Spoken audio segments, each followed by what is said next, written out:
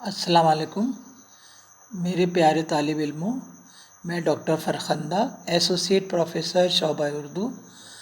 मैं आपको आज आपके निसाब में शामिल मयार अदब किताब के एक सबक मुल्ला वजी की सबरस से जो लिया गया है उसके इक़्तिबास का ख़ुलासा करूँगी। मैं नस्र का पेपर पढ़ा रही हूँ और नस्र से मुताल्लिक़ ये मयार अदब किताब आपके निसाब में है शामिल, और इसका पहला सबक है सबरस। मुल्ला वजी की इस सबरस से लिया गया है। सबरस उर्दू की पहली नसरी किताब है। तहक़ीक़ के मुताबिक सबरस को उर्दू की पहली नसरी किताब माना गया है और मुल्ला वजी ने इसमें सबरस में बहुत सारे इक़्तिबास हैं। उसी में से एक इक़्तिबास है दर मदह अक़ल। मदह कहते हैं तारीफ़ को, यानी अक़ल की तारीफ़। मैं एक एक लाइन पढ़ती जा रही हूँ इसमें से, और आप देखिए कि उसके ख़ुलासा, उसके मानी क्या हैं। जो मुश्किल लफ्ज़ है उसके मानी में बताऊँगी।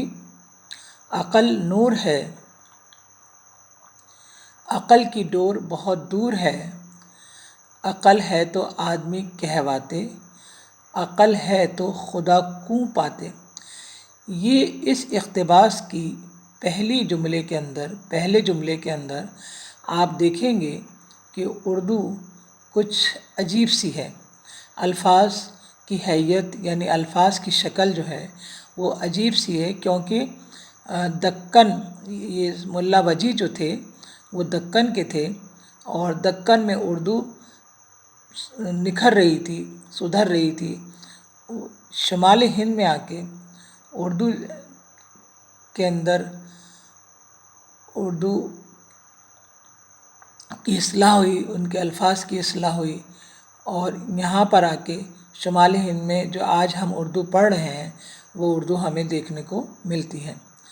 तो दक्कन के बहुत सारे अल्फाज इसमें मौजूद हैं, जैसे कहावाते, अक़ल है तो आदमी कहवाते, यानी कहलाते, कि अक़ल एक नूर है, एक रोशन नूर है अक़ल, और अक़ल की डोर जो है वो बहुत लंबी होती है। अक़ल की अहमियत आप सबको और हम सबको मालूम है कि जो अक़ल है, यानी अक़लमंद आदमी जब अपनी अक़ल का इस्तेमाल करता है तो वो कितना कामयाब होता है और कामयाबी की बुलंदियों पर जाता है। अक़ल से ही इंसान आदमी कहलाता है, वरना जो बेअक़ल होते हैं वो तो पागल और दीवाने शामिल कहलाते हैं। अक़ल है तो खुदा कूँ पाते, यहाँ पर लफ्ज़ कूँ, हम आजकल क्या पढ़ते हैं, को। अक़ल है तो खुदा को पाते, यानी इंसान में अक़ल अगर होगी तो ही तो वो खुदा को पहचानेगा कि खुदा क्या है, उसकी वहदत क्या है, इसने दुनिया क्यों बनाई है। ये सारी बातें एक अक़लमंद आदमी ही सोच पाता है, दीवाना तो कुछ भी नहीं सोच पाता। अक़ल अच्छे तो तमीज़ करे, बुरा और भला जाने, यानी अक़ल ही तमीज़ करती है कि ये क्या अच्छा है और क्या बुरा है। अक़ल ही हमें सिखाती है कि हम इस रास्ते पर चल रहे हैं, क्या ये रास्ता हमारे लिए फ़ायदेमंद है या ये रास्ता हमारे लिए ख़तरनाक है। यानी बुरे और भले की तमीज़ कराती है कि ये काम बुरा है, ये आदमी बुरा है, या ये उसके कारनामे बुरे हैं। अक़ल अच्छे तो आपस को होर दूसरे को पहचाने, आपस यानी आपस में, यानी अगर अक़ल है इंसान में तो वो अपनों को पहचानती है और दूसरों को भी पहचानती है, यानी कौन अपना है और कौन पराया है। अक़ल ते मीर, अक़ल ते पीर।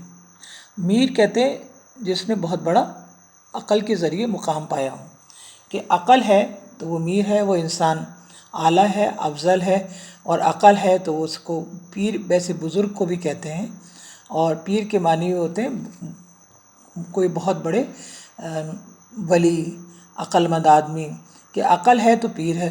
अक़ल ते बादशाह, बादशाह आज हम कहते हैं बादशाह, अक़ल है तो वो बादशाह कहलाता है। अक़ल ते वज़ीर, अक़ल से ही इंसान वज़ीर बनता है, अक़ल से ही इंसान बादशाह बनता है।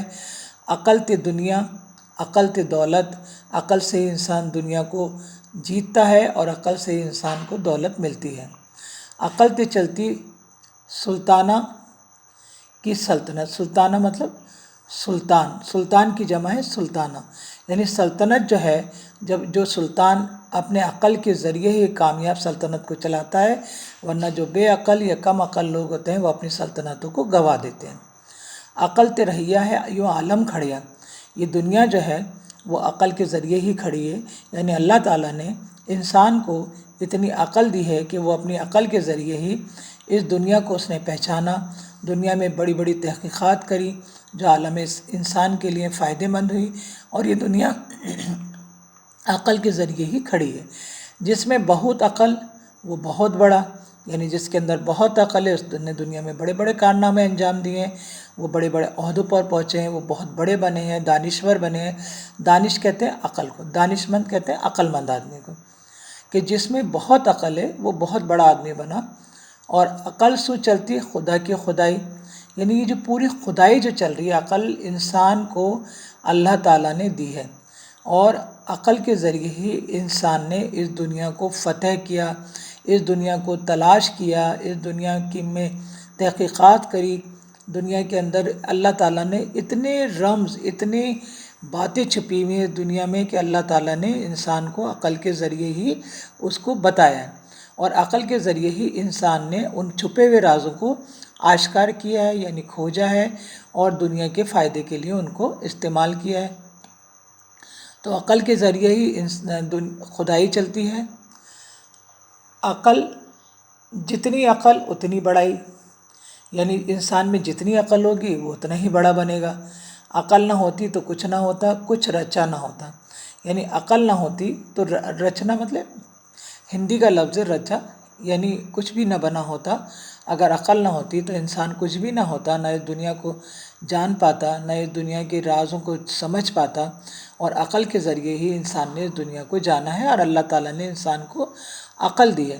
عقل کے ذریعے ہی اس نے انسان کو دنیا میں بھیجا، اور انسان نے دنیا میں آ کے بڑے بڑے کارنامے انجام دیے، اور آج ہم کامیابیوں کی جس بلندیوں پر، تحقیقات کی جس بلندیوں پر ہیں کہ آج ہم آسمان میں چلے گئے، چاند پہ چلے گئے، یہ سب عقل کے ذریعے ہی ہوا ہے، اور اللہ تعالیٰ نے انسان کو عقل دی ہے۔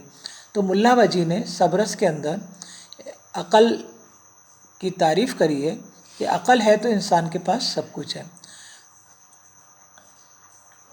میں آج اس پیراگراف کے اقتباس کا خلاصہ کر رہی ہوں، یہ آپ کے نصاب معیار ادب سے لیا گیا ہے۔